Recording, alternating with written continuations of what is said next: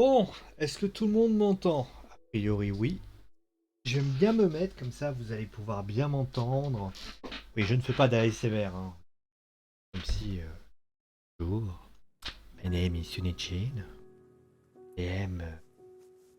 Bon, bref, on va arrêter les conneries. Bon, salut tout le monde, j'espère que vous allez bien tous et toutes.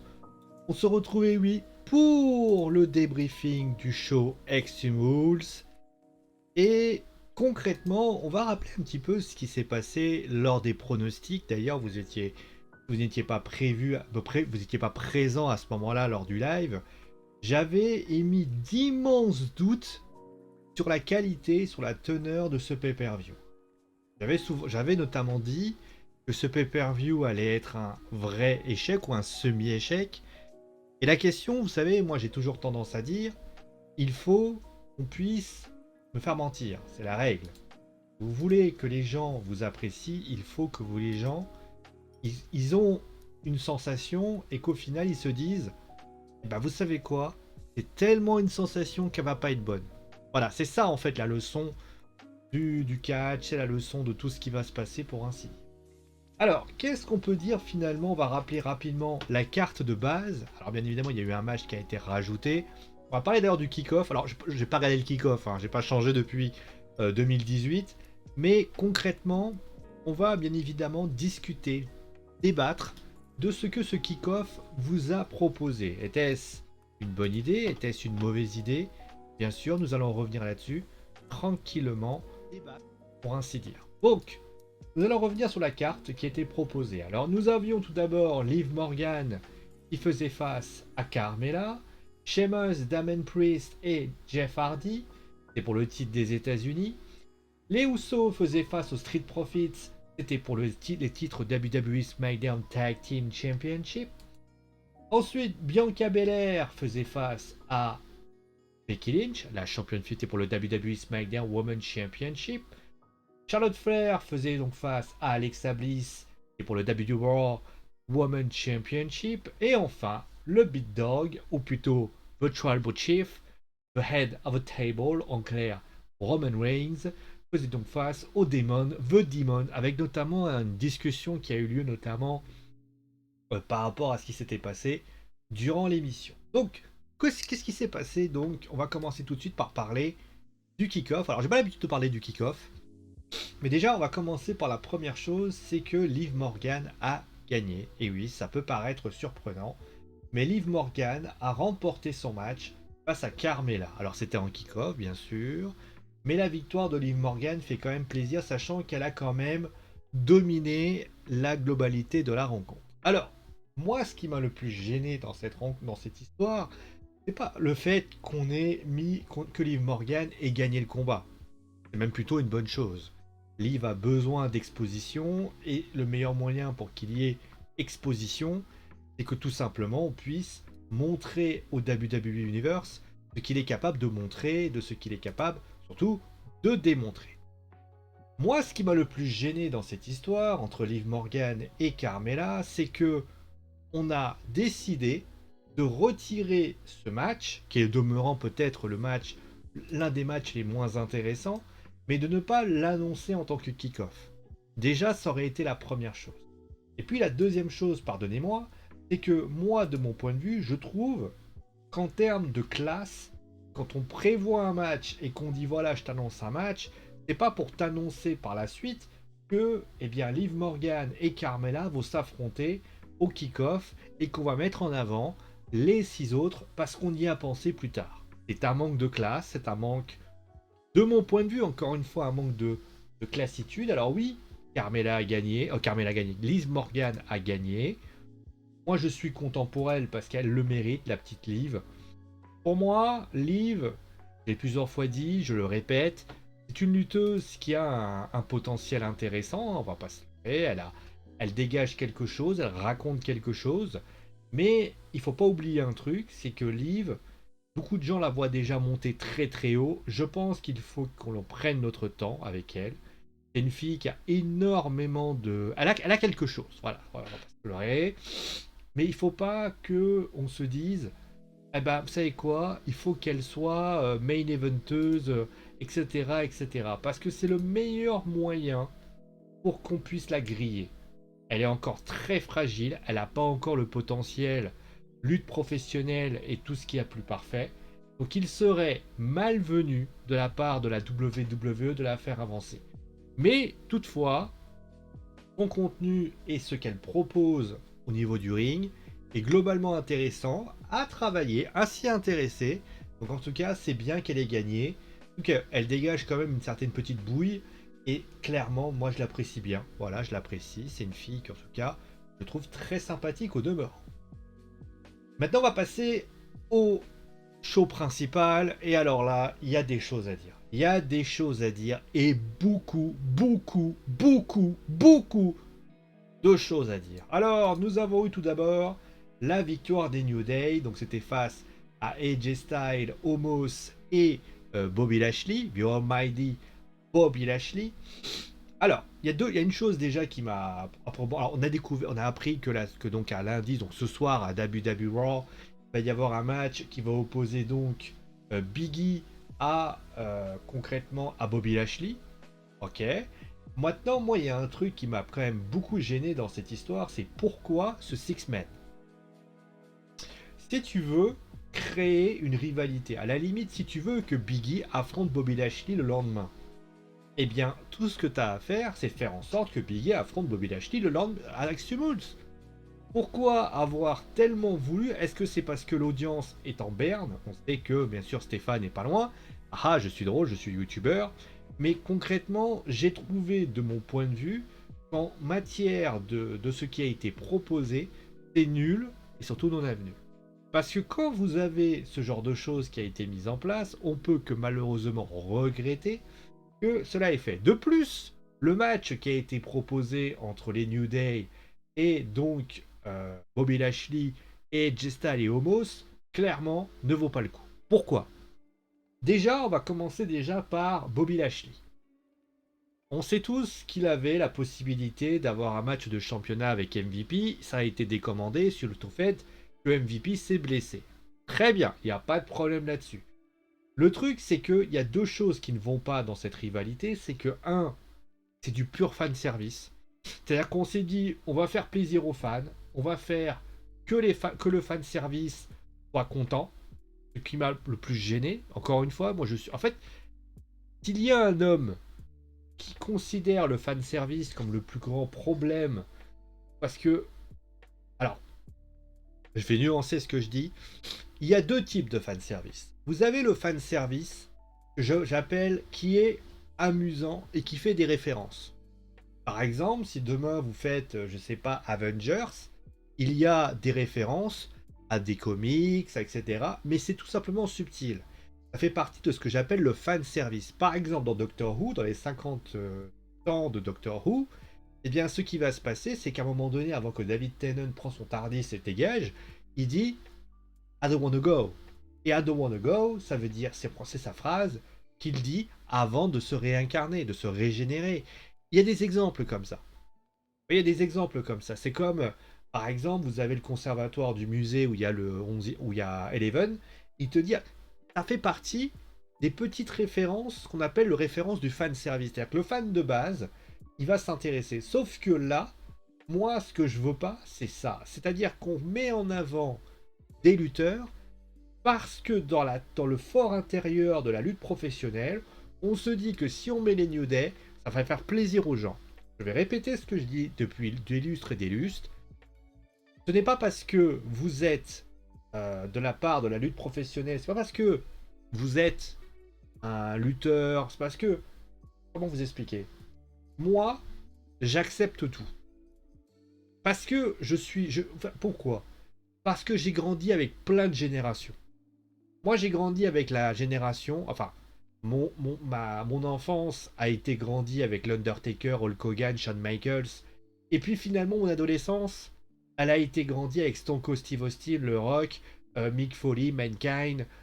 Par exemple, on a eu notamment peut-être pas Rey Mysterio, c'était encore un peu plus âgé parce que c'était 2000 et quelques. Mais mon adolescence a eu également, par exemple, Le Rock. Il y a eu Kurt Angle, même si c'était un peu plus tard. Il y a eu, voilà, mon adolescence a entraîné notamment aussi Bret Hart, etc. Même si c'était plus pour mon enfance à partir de là. Et puis il y a eu, eh bien, ma post-adolescence, c'est-à-dire, bah, vous avez eu par exemple Batista, vous avez eu John Cena, il y a eu même si, bon, c'était ma post, donc là j'étais vraiment rentré dans la vie active, avec les John Cena, avec etc., avec Batista, avec, je sais plus qu'est-ce qu'on peut dire, Chris Benoit bien sûr, et aussi tous les mecs de la WCW, c'est-à-dire Rey Mysterio, même si je les connaissais déjà bien avant. Eddie Guerrero, il vient bien sûr de mon adolescence. Et puis, il va se passer que ben, maintenant, ben, j'en suis à une certaine ancienneté. Shawn Michaels, tout ça, tous les gens qui ont marqué l'histoire de ce que j'ai vécu sont partis. Et aujourd'hui, ben, on retrouve par exemple des petits jeunes comme Kofi, enfin des petits jeunes maintenant, il est plus jeune. On a eu des petits jeunes qui sont arrivés, comme Kofi Kingston, comme CM Punk, comme c'est pas CM Punk, comme John Morrison, Johnny Nitro, et ainsi de suite. Je parle pas des Hardy Boys, vous avez bien compris. Et puis il y a eu, là aujourd'hui, on a des nouveaux lutteurs qui arrivent. On pense notamment par exemple à Adam Cole, à notamment, même s'il est un petit peu plus dans la génération qui va partir, mais par exemple Bryan Danielson. On pense à notamment par exemple à des petits rookies qui sont en train de faire leur petit chemin, et qui sont en train de travailler, de bosser, et qui sont en train de se faire un nom, concrètement. Il y a la petite Paige qui est arrivée il y a pas longtemps, il y a fort longtemps, mais qui quand même a été marquée d'histoire, et ainsi de suite. Donc j'ai grandi avec toute cette génération. Donc que l'on me fasse du fan service, bah, finalement le fan service, le fanboy de base que je suis, il a vécu tellement de générations qu'au final il se dit dans sa tête, ben en fait, qu'est-ce que vous voulez que ça l'intéresse d'avoir du fan service? Qu'est-ce que vous voulez qu'il s'intéresse à ce fan service? Qu'est-ce que vous voulez qu'il s'intéresse à pouvoir faire ça? Et le truc, c'est que encore, le match serait intéressant. Le match serait de bonne qualité. Le match donnerait envie de le regarder. On pourrait se dire, bon, ils ont fait revenir les New Day à la manière de ce que faisait par exemple avec DX, à la manière de l'évolution. Pourquoi pas? Le problème, c'est que le match est pas bon non plus. Le match est pas bon non plus parce que la qualité de la rencontre ne se fait pas, parce que malheureusement Xavier Wood, Biggie et donc c'est les New Day, super, c'est très très bien, bravo à vous, vous irez loin dans la vie, mais moi de mon point de vue, je suis désolé, encore une fois on va quand même taper sur les doigts, je suis désolé, on ne peut pas faire ceci. Alors on va me taper sur les doigts, oui, parce que j'estime, alors à tort ou à raison, que de mon point de vue, eh bien, nous avons tout simplement un match qui n'est pas à la hauteur. Pourquoi? Parce que je l'ai dit plusieurs fois, je l'ai répété moult et moult et moult fois. Je l'ai dit, est-ce que le tag team match de l'époque, qui avait un côté drama, il ne marche plus aujourd'hui? Pourquoi il ne marche plus, me direz-vous? Il ne marche plus parce que du côté de la du côté de la All Elite Wrestling, d'ailleurs, on l'a bien compris. On aime le côté spectacularité. Là, il y avait 6 hommes sur le ring. À aucun moment, on s'est dit, ces 6 hommes sur le ring, ça va péter dans tous les sens. Il y a eu un léger fin qui a été un peu plus explosif, mais on connaît les New Day, on sait ce qu'ils sont capables de faire, on connaît AJ Styles, on sait ce qu'il est capable de faire. Mais comme on essaye de mettre en avant et de ne pas me griller Homos, donc qu'est-ce qu'on fait? On essaie de builder quelque chose avec AJ. Bobby Lashley, comme il est trop puissant, on peut pas le faire perdre face à, en faisant le pin. Donc finalement, c'est AJ qui prend. En plus, AJ se prend inspire par Bobby Lashley. En fait, tout est fait pour que ça manque de contenu. Le match n'était pas agréable, le match manquait de saveur, le match manquait d'envie. Il y avait vraiment quelques... Franchement, pour un opener c'est supposé vous donner envie, vous donner envie de suivre le show, de vous donner envie de... Là, vous êtes dans cette situation, vous vous dites, bon alors les gars, pourquoi vous avez fait ce match? Donc voilà, donc c'était une déception. De plus, je rappelle pour information qu'AJ et Homos sont en rivalité avec les RK Bro. Pourquoi n'avoir pas d'ailleurs, si tu veux vraiment créer un vrai fan service, pourquoi tu n'as pas ramené la Hot Business, c'est-à-dire Bobby Lashley, Cedric Alexander et Shelton Benjamin? À la limite, le Spear sur Shelton, on aurait dit bon voilà, mais après ils vont me dire oui, mais ils sont pas assez over, ils sont pas assez intéressants, Sio, tu sais très bien comment c'est. L'intérêt que l'on porte à quelqu'un, c'est la fédération qui le. le mettre over, concrètement. Voilà, le mettre en avant. Donc ensuite, on va parler maintenant, eh bien, au prochain match. On va passer donc au Uso, qui a donc fait face à Montez-Ford. Encore une fois, un match par équipe. Et encore une fois, une déception. Une déception pour les mêmes raisons. Alors, on va considérer voilà, que Montez a été un peu plus sérieux, qu'ils ont voulu s'en prendre, que Montez va dire, vendait une blessure, etc. Ok. Moi, je veux bien. Je veux bien qu'on m'explique que Montez Ford a, comme qui dirait, fait ceci. Mais la réalité, mon gars, c'est que Montez, on arrête à un moment. Les Street Profits, ce sont des mecs qui ont vraiment les qualités de fou. Les Usos, c'est des qualités de fou. Arrêtez de me faire croire que le match que vous avez vu vous a donné envie. Moi, j'ai pas du tout adhéré à ce match. Je n'ai pas du tout apprécié le match parce que malheureusement, il n'arrivait pas à donner la quinquessence de ce qui pourrait être donné. Et concrètement, j'ai tout simplement pas trouvé la qualité de ce qui pouvait être fait parce que bah, c'était mou, et d'ambiance, et de générosité, manquait de ci, manquait de ça. Franchement, c'est pas agréable. Alors oui, il y a eu un léger mieux en fin de match, mais c'est les mêmes défauts que ce qui pouvait être fait par rapport à ça. Et ça, c'est bien dommage parce que il y a En fait, ce que j'ai envie de dire, c'est qu'il y a de la promesse. Dans le papier, c'est vrai que ce match-là, même si la rivalité était à chier, bah finalement, il y avait quelque chose. Vous pouvez tenter quelque chose, raconter quelque chose. D'ailleurs, on a essayé de raconter ça en disant ouais, mon Ford, il en veut parce que bah, finalement, il s'est passé quelque chose. Au final, tout ce qui a été raconté ne m'a pas intéressé.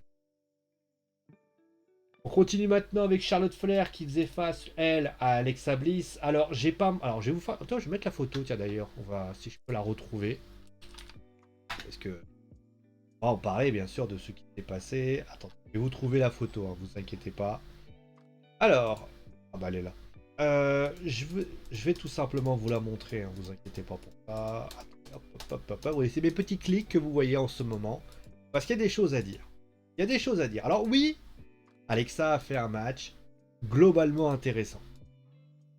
Hein, elle a fait un match que je trouve très intéressant. Très bien amené. Franchement, Alexa, moi j'ai trouvé que c'était un match d'une vraiment très très plein. Un match que Alexa, quand elle est sur un ring, elle est capable de produire une qualité de match plutôt prometteuse. Et voilà la photo qui va apparaître. Je vais juste. Et voilà. Alors, le truc, c'est que Charlotte aussi a livré une bonne prestation. Elle a livré une bonne prestation, honnêtement, Charlotte, en termes de qualité in-ring, ça reste l'une des meilleures lutteuses in-ring. Même si ça plaît pas à certains, parce que certains aimeraient avoir à l'époque des Lana, parce que j'ai vu des gens notamment désirer des Lana à l'époque. Hein. Et on était là, les mecs, Lana luttait tellement mal, et c'est comme si demain vous demandiez Eva Marie. On en était là, quoi. Et il va se passer que le match, la victoire de Charlotte, avec notamment le fait qu'elle lance Lily sur Alexa, qui fait forcément qu'il protège Lily, et après elle se prend ça. Alors, juste après elle prend... D'ailleurs, comme quoi on peut imaginer quand même que je peux faire un bon prono, parce que tout simplement, Charlotte prend Lily et déchire Lily. J'avais bien dit à l'époque, souvenez-vous, j'avais dit Lily, planque-toi parce que tu vas prendre cher. Et ben c'est exactement ce qui s'est passé. Lily a pris cher, Lily a pris tout simplement, s'est fait déchirer en morceaux par la championne féminine de Raw. Après ce moment-là, on a notamment Charlotte, Alexa qui est énervée, s'en prend à Charlotte. Et là, à ce moment-là, il y a un premier couac. Parce que le match en lui-même, alors, j'enlève pas le fait que la story était pour moi d'une qualité extrêmement modeste, c'était vraiment une qualité pas bonne du tout. Faut le dire, voilà, il faut le dire, la qualité de la storyline était vraiment à chier. Et là, quand le match est parti, eh ben, on s'est rendu compte d'une chose, on s'est rendu compte que la qualité de la story, eh ben, finalement, elle a sauté aux yeux. Pourquoi? On a donc Alexa qui donc voit sa poupée se faire déchirer. Et il se passe qu'elle s'en prend donc à Charlotte et elle l'attaque, etc. Là, on se dit, Alexa, elle va littéralement défoncer Charlotte. La prendre, littéralement la couper en morceaux, etc. etc. C'est pas ce qui va se passer, parce que Charlotte va reprendre le dessus avec une facilité déconcertante, et à ce moment-là, elle arrive pour voir ce qui se passe avec Lily. Alors Lily, je soupçonne soit deux choses. Soit on veut faire que Charlotte, tout simplement, enfin que Lily réapparaisse sous une nouvelle forme, et qu'Alexa finalement réussisse quelque chose, mais je vois pas pourquoi on réapparaît, les larmes d'Alexa ne seraient pas une bonne idée. Soit on veut faire abandonner quelque chose avec cette gimmick qui ne fonctionne pas, ou troisième possibilité, le surnaturel. Alors, concrètement, pourquoi je me dis que le surnaturel n'est pas bon? Là, elle est en pleurs, etc. Parce qu'elle a perdu Lily, c'était sa seule amie, etc. Ok. Le problème de cette histoire, c'est quoi? C'est déjà que Alexa se fait tabasser. Et à aucun moment, Alexa prend littéralement le dessus sur Charlotte à ce moment-là. On aurait pu imaginer une Charlotte qui aurait littéralement vu une Alexa en furie, voire littéralement, elle aurait mis des coups, rien à faire. Elle aurait fait un natural selection, elle se revenait tout seul. Pourquoi ne pas avoir fait ça? Alors vous allez me dire, oui, mais si on aurait fait ça, ça aurait fait penser au Fiend. Écoutez, quand l'Undertaker se relevait à chaque fois qu'il prenait un truc, j'ai pas le souvenir qu'on disait quelque chose. D'ailleurs, regardez Luchasaurus. Et bah, à la AEW, il s'est relevé comme un sous-neuf, et j'ai pas entendu quelqu'un dire ah putain, il fait l'Undertaker. Bien sûr que c'est l'Undertaker, tout le monde a reconnu l'Undertaker. Mais au final, l'Undertaker n'a pas le monopole de ce mouvement. C'est un mouvement que l'Undertaker aime beaucoup faire, mais c'est pas le mouvement que l'Undertaker. Faut arrêter. Et donc, concrètement, là, il n'y a rien eu de ça. De plus, on l'entend crier. D'accord, elle est triste, elle est malheureuse, elle est en colère. Pourquoi n'y a pas-t-il pas eu quelque chose? Un moment de la lumière. Pourquoi on n'a pas eu de la lumière? Pourquoi on n'a pas eu ce sentiment de... D'ailleurs, oui, en parlant justement de ça, c'est que tu voulais pas faire en sorte que le Fiend réapparaît. Ok, je veux bien. Alors pourquoi vous faites la lumière rouge avec la lumière rouge qui fait tellement penser au Fiend? Il faut savoir ce que vous voulez. Soit vous considérez que le Fiend, il faut y oublier tout ce qu'il a fait.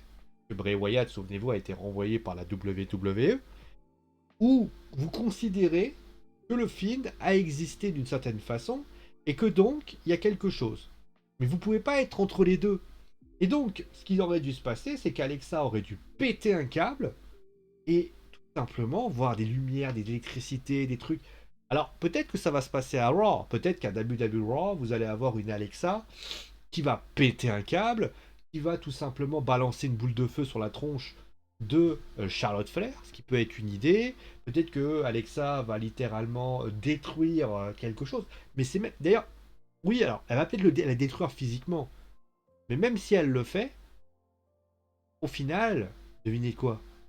Ben, on n'en aura rien à foutre en fait. Parce que c'était la veille qu'il fallait le faire. C'était à dimanche avec Sumoul qu'il fallait le faire. De plus, vous allez me dire, oui, mais peut-être que Lily va réapparaître comme normal. Elle va apparaître sur un ring, au beau milieu du ring, et après, Charlotte va pas comprendre. Alors pourquoi il y a eu les larmes de Alexa? Pour le côté drama? Moi, je suis désolé. Vous voulez vraiment sortir quelque chose? À la limite, tu déchires ça, ok. À partir de ce moment-là, pourquoi tu fais pas une... Ouais, franchement, tu veux vraiment faire un truc fort, pose le truc, voilà, c'est vraiment quelque chose de déprimant. Voilà, j'ai pas du tout aimé ce qui a été proposé par la WWE par rapport à ça. Donc voilà. On continue maintenant avec Damien Priest qui faisait face à Sheamus et Jeff Hardy. Très bon match entre les trois hommes. Mais de toute façon, je n'étais pas surpris par la qualité du match. Clairement, j'aurais pas été surpris. C'était forcément un bon match. Vous aviez trois bons lutteurs. Moi, ce que j'ai reproché dans ce match, dans cette rivalité, c'est le storytelling. Non, sur le principe, c'était bon, c'était beau, c'était sympa, c'était agréable à suivre, c'était agréable à regarder. C'était agréable à analyser, c'était agréable à voir. Franchement, on a eu une très très belle prestation de la part de tout le monde. Et franchement, on peut qu'être ravi de ce qui s'est passé entre Sheamus, Damien Priest. On a eu un Jeff Hardy qui a fait une Swanton Bomb de génie. On a eu, franchement, on peut être ravi de ce qui a été proposé, en tout cas. Bien évidemment, certains vont me dire oui, mais on aurait pu faire comme ça, comme ça, comme ça. Oui, bien évidemment. Mais en tout cas, moi, je suis content de ce qui a été proposé entre les trois. On va voir comment ça va se passer pour la suite. Mais moi, si j'ai un conseil à donner à la WWE, faites du storytelling. Faites du storytelling parce qu'à un moment donné, on va pas apprécier le storytelling au bout d'un moment. Ça a ses limites et ça risque de poser un gros problème.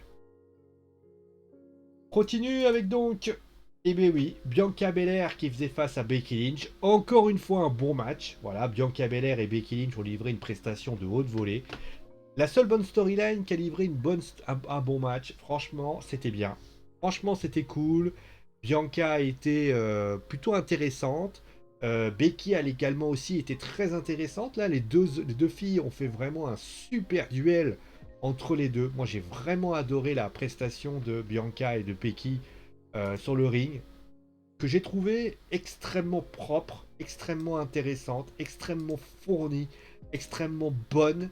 Et franchement, on peut qu'être ravi de ce qu'on a vu. On a eu vraiment des moments, voilà, où il y a eu notamment des retournements de situation, un Dishammer, je crois, ou un Julia Tame qui a été porté par Becky, où tu vois notamment Bianca la soulever tel un sous-neuf. Elle n'a pas fait du John Cena où elle a subi.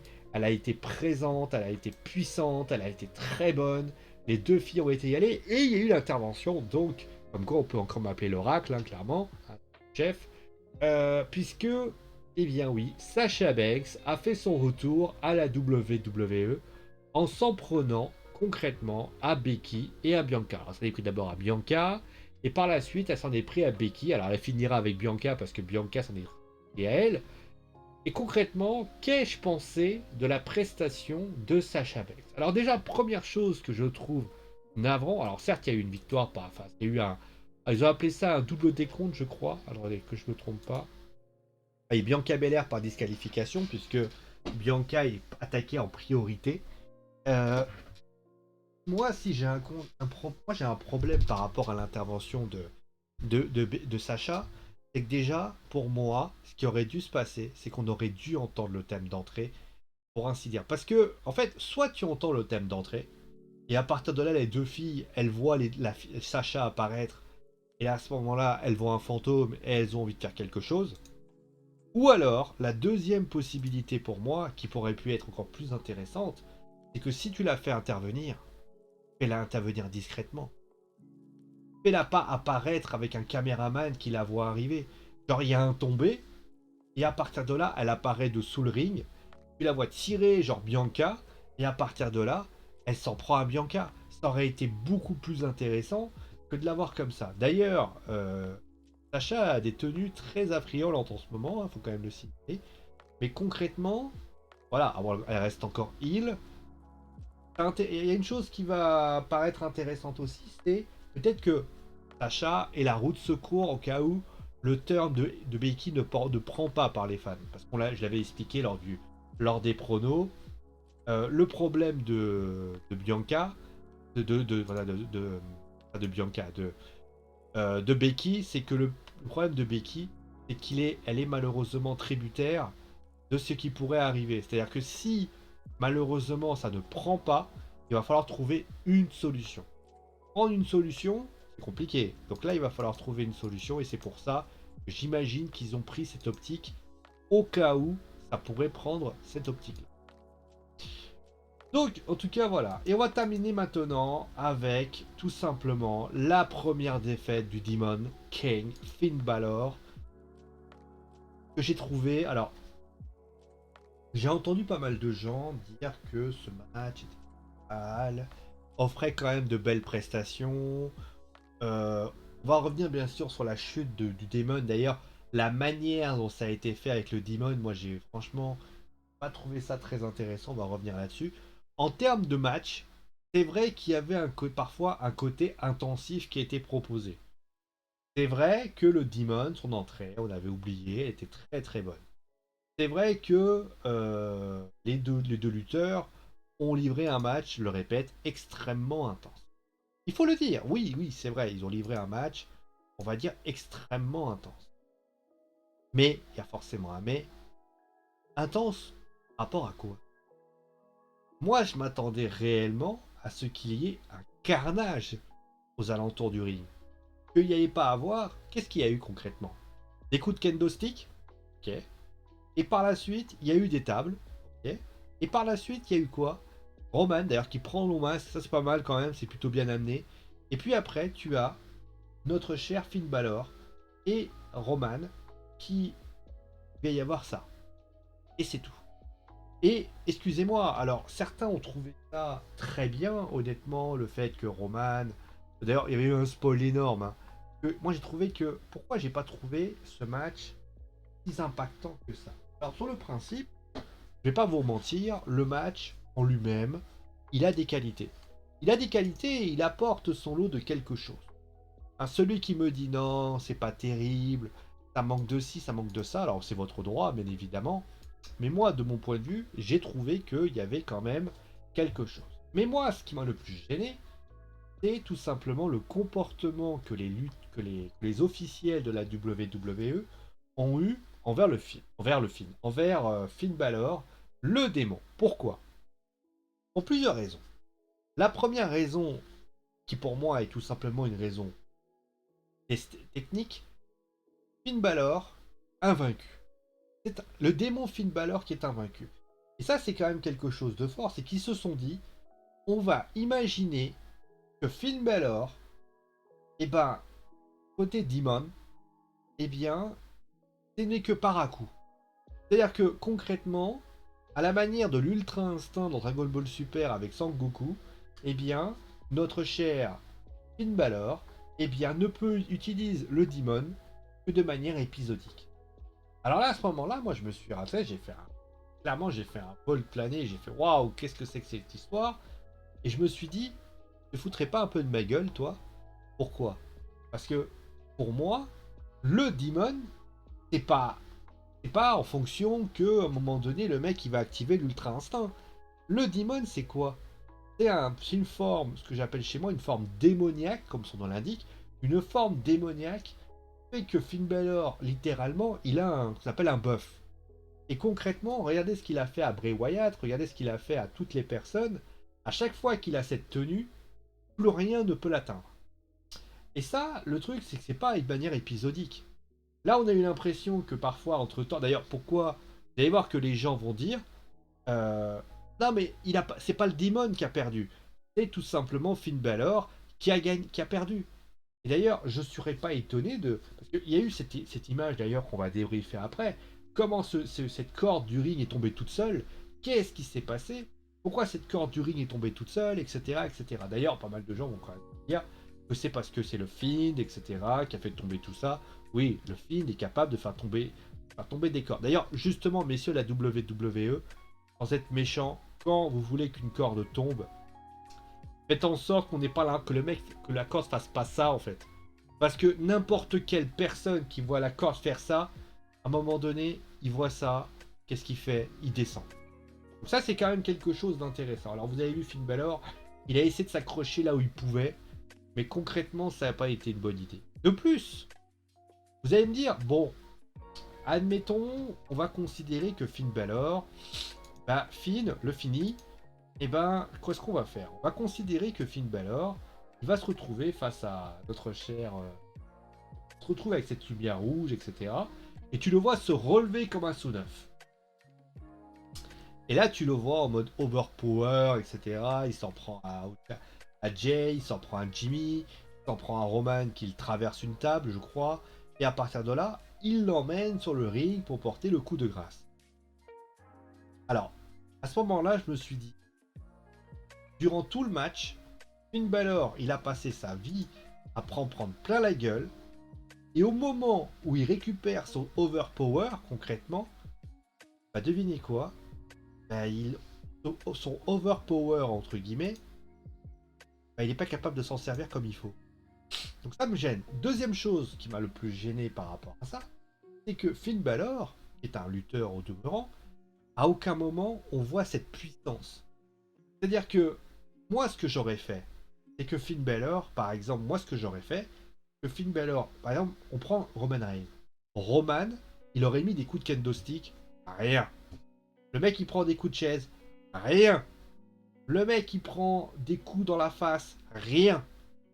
On doit montrer concrètement Finn Balor, il faut montrer à nous tous, à moi, au WWE Universe, mais également à tout le monde, que Finn Balor en tant que Demon, c'est pas le mec du coin, c'est pas le guignolos du coin avec qui on... Non, c'est un lutteur qui a une forme mystique et qui, aux dernières nouvelles, est surpuissant. C'est comme si demain vous aviez le Fiend, et que le Fiend, quand il est en mode Bray Wyatt, donc en mode normal, et ben finalement on se dit, oh, bah, il est en mode normal.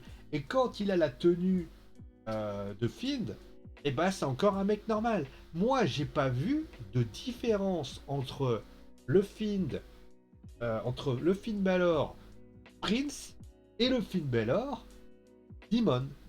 Et j'ai envie de vous dire, là c'est pas normal. En plus, parlons justement de cette... À aucun moment c'est montré.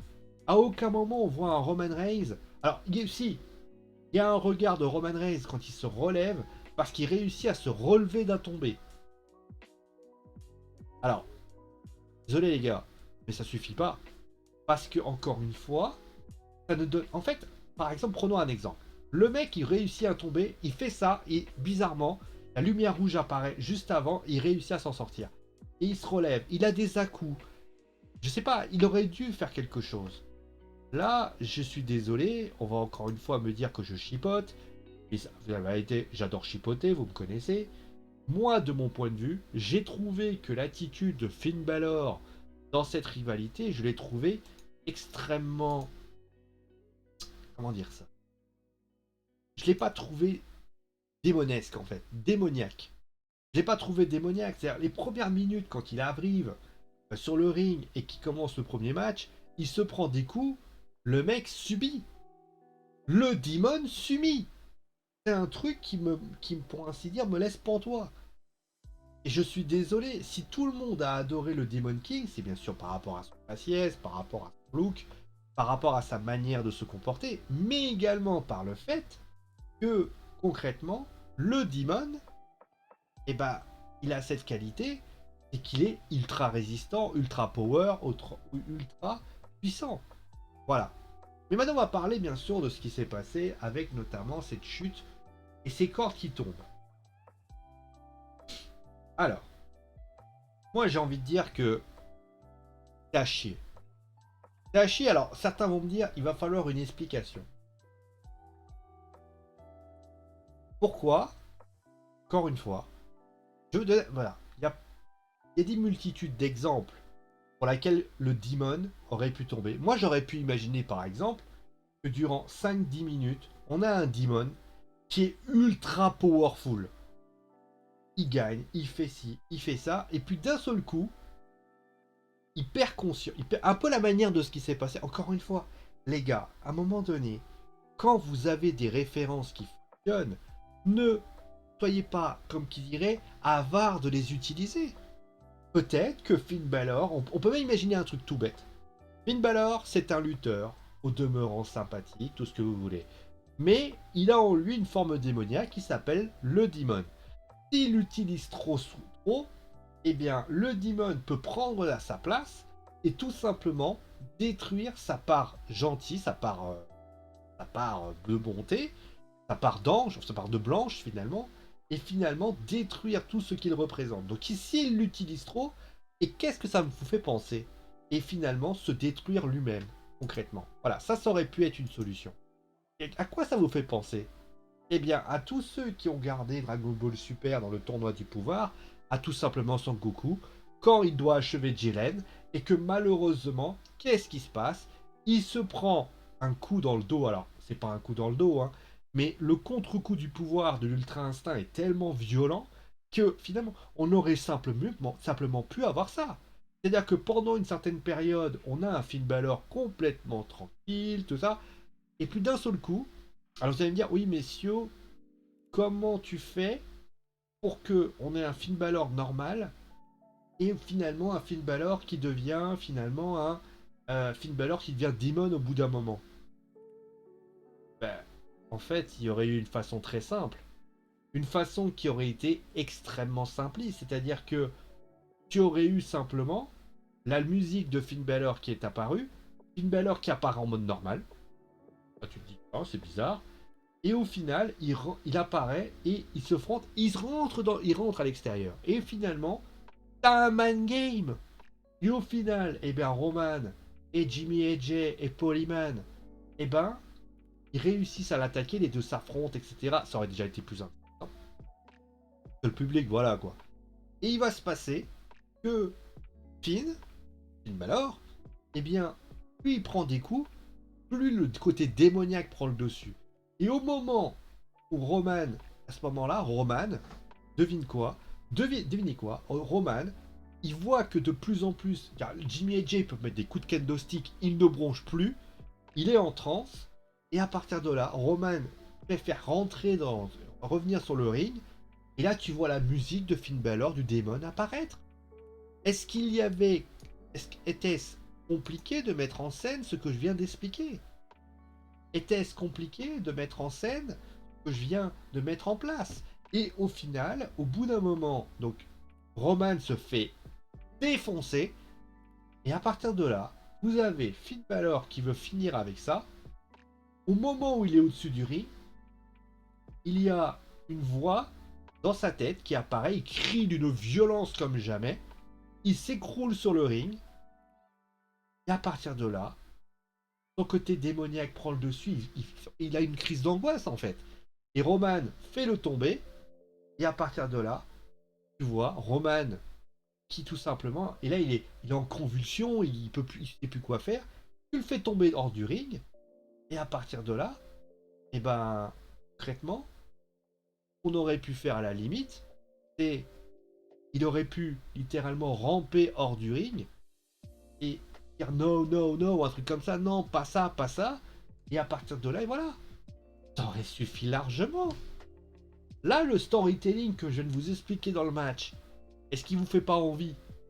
Parce que si vous fait envie, et ben vous savez quoi? Exactement. Et je suis pas parti très très loin. Je me suis appuyé sur des éléments que je connais. Donc finalement, voilà. Et ceux qui ont aimé le match, oui, le match était intéressant, intense, beaucoup de qualité, etc. Mais de vous à moi, je trouve qu'en termes de qualité catchesque, c'est sans doute un bon match de catch, au demeurant. Mais de vous à moi, si vous me sortez que le match entre Finn Balor et Roman Reigns est un bon match de catch, je suis désolé. C'est un bon match de catch parce qu'au vu de la carte qui a été proposée, oui, ça a été un match intéressant. Est-ce un main event? Oui, parce qu'il fallait un main event. Mais de vous à moi, si vous me proposez, s'il y avait eu le Finn qui était là, mais on aurait eu honte de ce qui s'est passé. S'il y avait eu l'Undertaker, on aurait eu honte de ce qui s'est passé. S'il y avait eu Darby Allin dans sa gimmick de ce qu'il est, on aurait eu honte de ce qui s'est passé. S'il y avait eu Sting, genre, on aurait eu honte de ce qui s'est passé. Donc au final, la honte prédomine et notre cher Finn Balor, qui est le Prince, qui malheureusement ne réussit pas ce qu'il faut. Et enfin, pour terminer avec ça, pardonnez-moi, mais est-ce qu'il ne pouvait pas y avoir, comme, d'ailleurs en parlant de ça, comme Brock Lesnar avait, comme qui dirait, euh, spoilé le fait qu'il avait réussi quelque chose, bah pardonnez-moi, le résultat on l'avait déjà.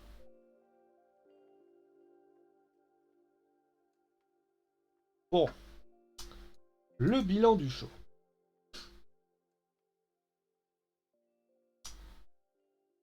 C'est un bilan pas... Alors, oui, il y a eu des choses. Le show a fait ce qu'on appelle un show, c'est un show diesel, si je peux me permettre.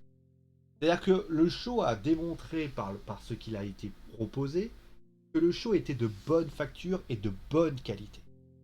Oui, ouais, qu'on a quand même, au niveau des rencontres, on a quand même 3 matchs sur 6 qui sont quand même plutôt intéressants. Donc on tombe quand même sur une moyenne. Et ceux qui me diraient, bon, on a quand même eu Charlotte Flair qui était quand même pas mal, on a les Damon Priest qui est quand même plutôt intéressant, on a Bianca Belair, Becky Lynch, et on a Roman Reigns contre le Demon King, Finn Balor. Alors on a quand même 4 matchs sur 6, qui nous offrent quand même plutôt des choses intéressantes. Le souci, hein, vous doutez bien que j'ai pas fini sur ça, c'est qu'en termes de qualité de rencontre, vous avez certes 4 rencontres, je dirais, plutôt bonnes. Les 2 matchs féminins sont plutôt intéressants sur le papier, avec notamment la qualité de match. Vous avez, d'un point de vue de la qualité du storytelling, voilà. Vous avez des bonnes choses, vous avez un Damon Priest, Jeff Hardy plutôt intéressant, on a Roman Reigns contre Finn Balor, le Demon King en termes de match, l'intensité était là, donc on est plutôt intéressé. Problème, c'est que d'un point de vue storytelling, ce pay-per-view est à l'image de tout le storytelling qui a eu lieu du SummerSlam à Extreme Regardez, putain, alors, encore une fois, mais on va encore dire que, oh, je sais qu'à un moment donné, on va encore dire, les gens vont croire que je suis pro AEW, mais regardez la rivalité qui a eu lieu au AEW Dynamite Grand Slam. Regardez la rivalité entre Bryan Danielson et Kenny Omega. Regardez la rivalité entre Cody Rhodes et Malakai Black. Regardez la rivalité entre MJF et Brian Pillman Jr. Regardez la rivalité entre CM Punk et le Powerhouse Hobbs. Alors vous allez me dire, ouais, mais c'est pas très très intense quand même. Mais pourquoi vous voulez que ce soit intense? Pourquoi vous voulez que ce soit intense? J'ai toujours dit une chose. Plus c'est simple, mieux c'est.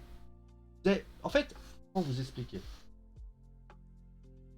Une storyline, j'ai déjà expliqué ça 20 fois. Une storyline, c'est pas compliqué. Si vous faites une storyline et que votre storyline est bonne, c'est parce que vous y mettez tout simplement les ingrédients et le storytelling qui va avec. C'est tout. Si vous n'avez pas ça sur le ring, si les choses ne s'emboîtent pas, vous ne pouvez pas espérer quelque chose de concret, que vous le vouliez, non. Et ça, il n'y a pas une personne qui a été en mesure de le comprendre. À chaque fois, j'entends des gens dire, il faut faire comme ça. Non, non, non. Arrêtez les gens. Vous avez vos lutteurs. Les lutteurs évoluent, les lutteurs changent, les lutteurs. Je veux dire, quand je vois que vous avez la même personne qui adorait Roman Reigns, qui déteste Roman Reigns aujourd'hui, excusez-moi, à un moment donné, les choses évoluent. Mais aux dernières nouvelles, quand vous avez un show de qualité, storytelling pas bonne, ça se ressent. Et ça ne donne pas envie de suivre le pay-per-view. Et il faut arrêter de nous faire croire que parce que vous êtes une quoi que ce soit, ça va marcher. Voilà. Le truc, c'est que voilà, moi, alors là, surtout que je suis désolé de le dire, hein, regardez les matchs, tout. Alors ça, par contre, c'est quelque chose qui va me faire très très peur. Tous les matchs de SmackDown sont bons. Tous les matchs de SmackDown sont bons. C'est-à-dire que vous avez Bianca Belair, Becky Lynch, c'est bon. Alors vous allez me dire oui, mais les Usos contre les Street Profits. Oui, alors c'est le seul. Hein. Biggie, le Six-Man Tag est pas bon. Alors vous allez me dire, oui, les trucs de titre des États-Unis, c'est vrai. Mais tous les matchs de SmackDown majeurs sont bons. Il n'y a pas un mauvais match. Et même le match Street Profits contre les Usos, il raconte quand même, il a quand même son lot de qualité au vu de ce que proposent les Street Profits et Usos. C'est juste que, au vu de ce que proposent ces mecs-là, ils sont quand même capables de faire mieux. Mais moi, de mon point de vue, je trouve que de la part, ça, c'est le mot, c'est simplicité. Arrêtez de vouloir faire compliqué. C'est pas en faisant compliqué que vous allez faire quelque chose de fort. Bien au contraire. Une nouvelle fois, regardez les rivalités à la AEW. Faut quand même comparer ce qui est comparable. À un moment donné, est-ce que vous avez l'impression que les rivalités sont psychédéliques? Non. Regardez par exemple la rivalité de MJF et de Chris Jericho. Le MJF Chris Jericho, au bout d'un moment, c'était du réchauffé de Cody Rhodes et de MJF. À part qu'il s'est pas fait claquer dans le dos. Mais c'est tout.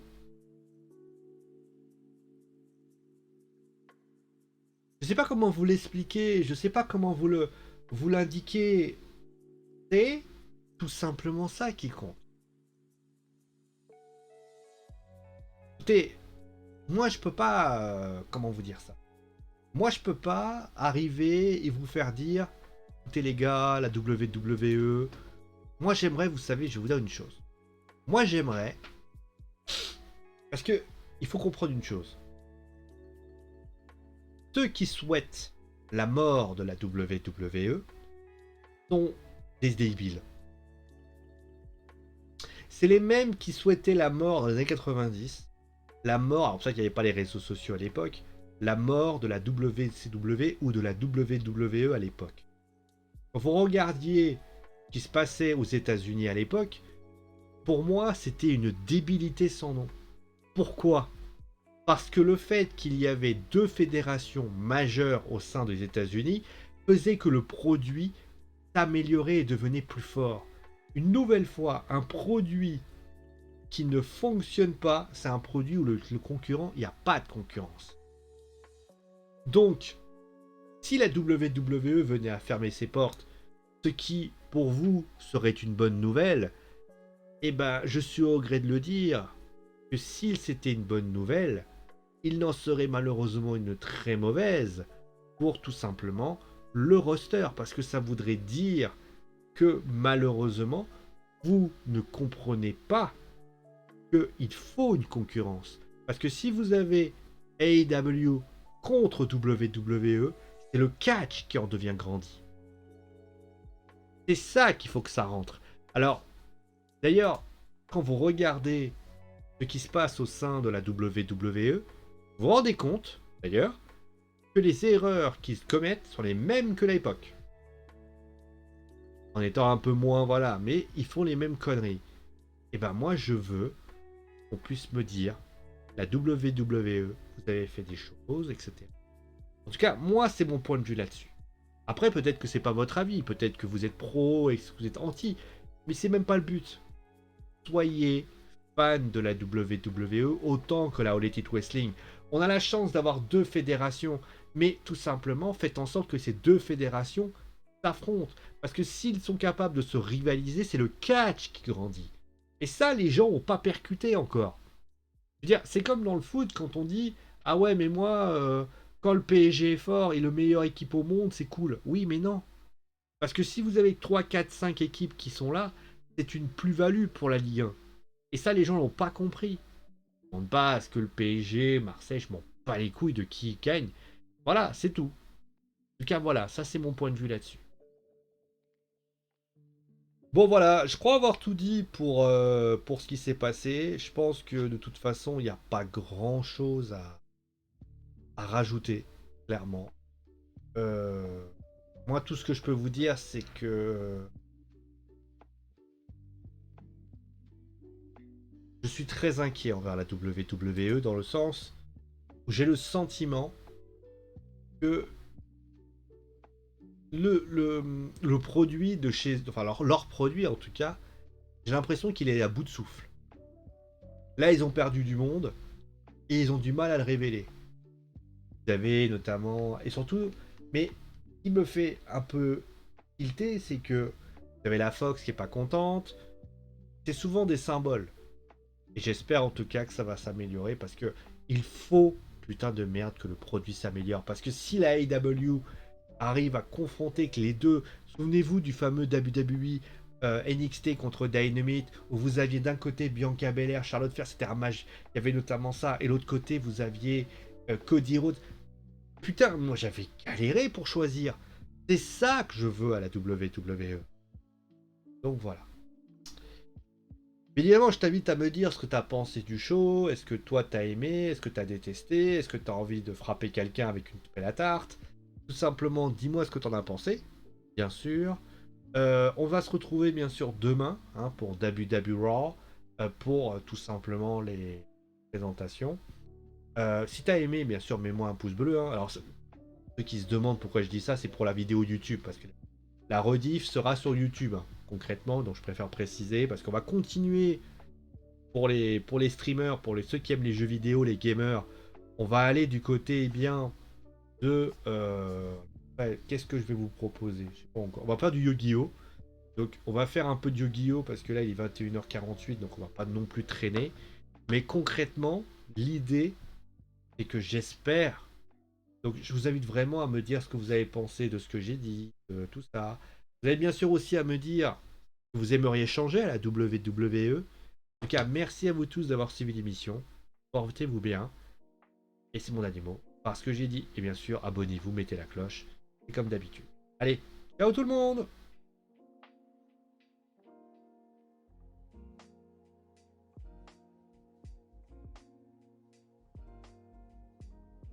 Ouf. Bon,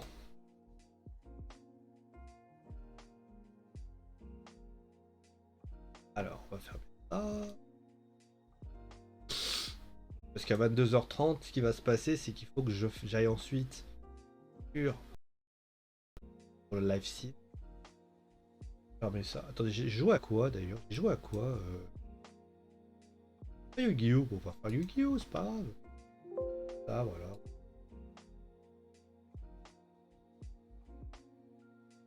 Allez, Yoga-Yo. Il est où Yoga-Yo?